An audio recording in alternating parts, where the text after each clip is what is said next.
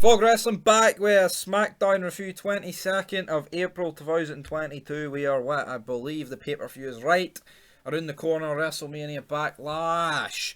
But we kick off the show with some Backlash as well. Ronda Rousey returns for a contract signing. We talked about in the preview that they do a contract sign literally for every feud that has a title on the line. Soon they'll be doing it for the IC and US titles, but it's not what it used to be back in the day when they dished it out once in a while. Now it's every time there's a match for a pay-per-view. And even, I mean, I don't think they'd do it for a match on Raw or SmackDown, but soon I wouldn't be surprised if they started doing that. And to make Adam Pearce even worse, out comes Drew Gulak as his intern, and you're just like, if you had a gun, you'd turn it on yourself at this point, because it's fucking atrocious. But basically, Ronda Rousey and Charlotte, they trade back and forth, slabbering to each other, essentially, all that stuff. Says, oh, you tapped first at Mania, but who won the title? Because I didn't tap. Great, this is what I'm talking about. She flips the table, reveals a kendo stick, she batters Rousey with it, and then when Rousey goes to batter Charlotte Flair with it, then that's when Drew Gulak steps in. Awful. This I Quit match, I hope both of them lose, so they both quit. Next up, with Xavier Woods taking on Butch. Butch? Aye, Butch, that's his fucking name. He defeats him, like, but Pete Dunne. This guy is supposed to be a big deal in NXT 2.0, or just NXT yellow, black and yellow, whatever you want to call it. It's just, who cares? It's a feud that's going nowhere, and I mean, this whole show's going nowhere. And talking about going nowhere, Gunther defeating Terry Goods. Terry Goods? Goods with a Z? How about Goods with an S, and then you stick shite at the end? That pretty much sums this up. But this guy's been brought up from NXT. I mean, it kind of all went downhill for the guy when they named him after a Nazi commandant, Gunther, but well, that's what they do.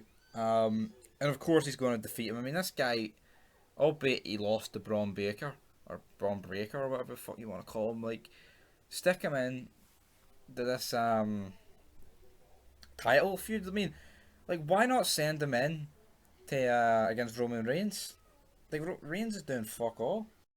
And even on this show, Roman Reigns is doing fuck all. Basically, if Sami Zayn trying to make alliances, going door to door like a Poundland salesman, man, trying to get Reigns on his side, saying that, oh, Drew McIntyre's getting pally-pally with Rated RK Bro, so you need to get pally-pally with me, because I'm taking him on in the main event. Does anyone care? But yeah, then we have Riddle defeating Jey Uso. This was the best match of the night. If anyone's keeping card or keeping track of the matches, but yeah, so he wins. Orton, of course, it's his 20th anniversary. You feel like maybe he would have had a match since his 20th anniversary. They could have made a big deal out of that on this SmackDown, but wrestling's dead, guys, and that's about it. But the Bloodline looking weak yet again. Next up, we have Natalia and Shayna Basler interrupting Banks and Naomi.